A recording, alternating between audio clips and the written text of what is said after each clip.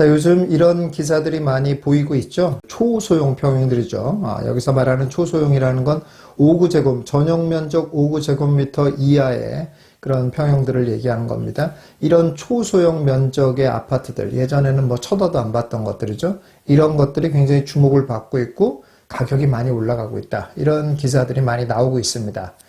자, 그래서 오늘은 이 부분에 대해서 좀 얘기를 해볼 건데요. 일단 이 초소형 면적의 아파트들에 대해서 대중들이 갖고 있는 세 가지 오해가 있어요. 일단 이 세 가지 오해부터 먼저 짚고 넘어가도록 하겠습니다. 첫 번째 오해는 뭐냐면 이러한 초소형 면적에 대한 인기가 일시적일 것이다 라고 생각하는 겁니다. 자, 그럴까요? 오해입니다. 두 번째 부분은 지나치게 이런 현상들을 과다하게 생각하시는 분들이 있어요. 이제는 중대형에 대한 관심들은 완전히 없어졌다. 우리나라는 이제 초소형 면적이 대세가 되는 그런 세상이 된다. 이런 생각을 하는 사람들의 또 근거가 되는 거는 뭐냐면 일본의 사례죠. 일본 가보신 분들은 다 아시겠지만은 일본 아파트들 한번 들어가 보셨습니까? 정말 조금 어떻게 보면 끔찍할 정도죠.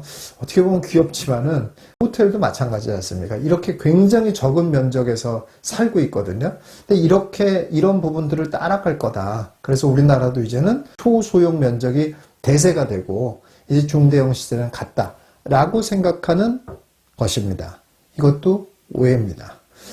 이 첫 번째, 두 번째 부분에 대해서는 제가 뒤에 얘기를 하도록 할게요. 자, 세 번째 오해는 뭐냐면은 이런 초소형 면적에 대한 인기가 모든 부동산 시장의 일반적인 현상이다라고 생각하는 겁니다. 이것도 오해입니다. 이 부분에 대해서 먼저 설명을 한번 해드릴게요. 초소형 면적이 인기인 건 사실입니다. 그러나 전국적으로 인기가 있는 건 아니에요. 결국 핵심적인 지역의 초소형 면적만 인기가 있습니다. 지난번 영상에서 얘기한 대로 하자면 투수대에 해당되는 그런 곳들의 초소형 면적, 이런 것이 인기가 있고 앞으로도 그런 수요가 몰릴 곳이지, 그렇지 않은 모든 곳이, 다시 말해서 뭐 구축이라든지 비핵심적인 지역의 초소형이라든지 이런 데들의 초소형의 인기가 계속 지속된다라고 보기는 어렵다라는 얘기입니다. 이런 세 가지 오해들이 있는데 이 오해부터 일단 여러분들이 안 하셔야 된다, 이런 얘기입니다. 자, 그러면 첫 번째, 두 번째 생각들이 왜 오해인지 얘기를 한번 해드리도록 할게요. 일단 초소형 면적의 인기는 굉장히 지속될 가능성이 굉장히 높습니다. 자, 이런 것에는 세 가지 이유가 있습니다. 첫 번째는 뭐냐면 여러분들 다 잘 알다시피 인구 구조의 변화입니다. 지난 7일 여성가족부가 발표한 2023년 가족 실태조사 결과에 따르면 우리나라 1인 가구의 비율은 33.6%로 3년 전에 비해서 3.2%포인트 오른 거로 나타났습니다. 1인 가구가 벌써 30%가 넘었잖아요. 1, 2인 가구 합치면 60%가 넘습니다. 이미 1인 가구, 2인 가구가 많았어도 왜 8사형, 5구형에만 집중하게 됐었냐면 남들이 다 그렇게 하니까 그랬던 거예요. 1, 2인 가구가 많아진 세월도 오래됐단 말이에요. 그러다 보니 이제 자각을 하기 시작한 거죠. 굳이 내가 8사형 아파트를 살 필요가 있나? 비싼 관리비 내가면서 이렇게 뭐 방 남게 해놓고서 이렇게 살 필요가 있나? 라는 일종의 자각을 하기 시작한 겁니다. 그래서 이런 것을 이제 8사형보다는 5구형, 5구형도 커. 더 작은 거로 가자. 이렇게 되는 추세로 가고 있는 상황이 됐다라는 겁니다. 그래서 이런 추세는 계속될 가능성이 높다. 이렇게 일단 보시면 되겠고요. 두 번째 이유는 공급 부족 때문에 그렇습니다. 아파트에 일단 초소형 아파트를 공급을 잘 안 해요. 왜 안 할 것 같아요? 인기가 없어서 안 하는 거예요. 건설사는 아주 명백합니다. 팔리냐 안 팔리냐 이것만 생각하는 거예요. 이게 투자 가치가 있냐 없냐 이렇게 판단하는 게 아니에요. 이게 나중에 이게 사람들에게 많은 도움이 될 거야. 이런 자선사업하는 곳이 아니에요. 건설사는 딱 한 가지만 생각해요. 지어서 팔 수 있냐. 이 생각만 하는 겁니다. 그렇기 때문에 사람들에게 인기가 없으면 무조건 안 해요. 나중에 어떻게 되든 말든. 그러다 보니 공급이 없습니다. 이제 뭐 사람들이 선호한다고 해서 공급을 늘린다고 해도 공급이 빨리 늘어날 수 없다라는 건 건설이라는 것의 구조적인 문제인 거고요. 자, 이런 상황입니다. 그래서 공급 부족 현상은 계속 지속될 가능성이 높습니다.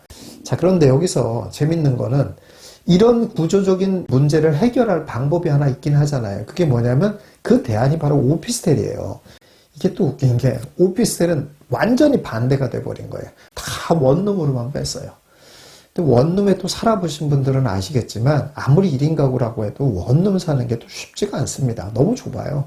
그래서 최소한 1.5룸이라고 하는 정도의 방 하나가 있거나 아니면 2룸 정도가 있거나 이런 오피스텔이 있어야 되는데 그러면은 그런 수요들을 또 충족해 줄 수 있는 방안이 됐을 수 있었는데 너무 또 웃기게도 오피스텔이 그렇게 막 원룸만 짓다가 나중에 어떻게 됐어요?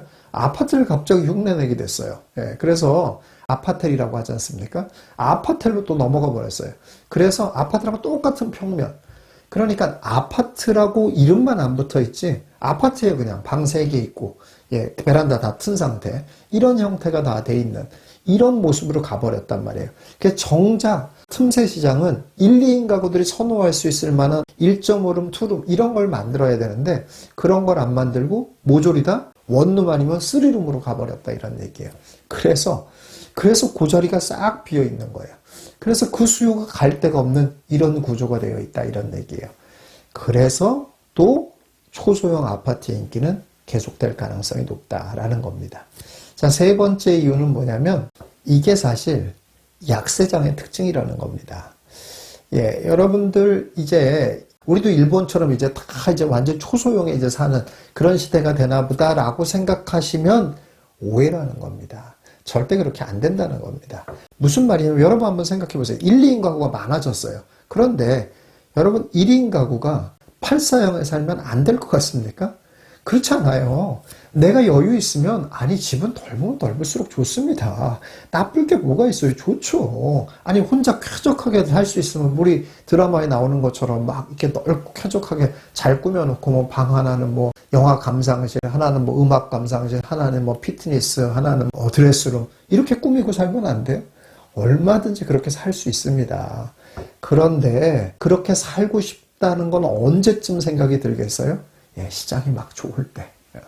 시장이 좋을 때는 그런 생각들을 합니다. 근데 시장이 나쁠 때는 아우 관리비도 아까워 이런 집을 살 필요가 있어? 라고 생각하게 되는 거예요. 그래서 이러한 생각들은 변합니다.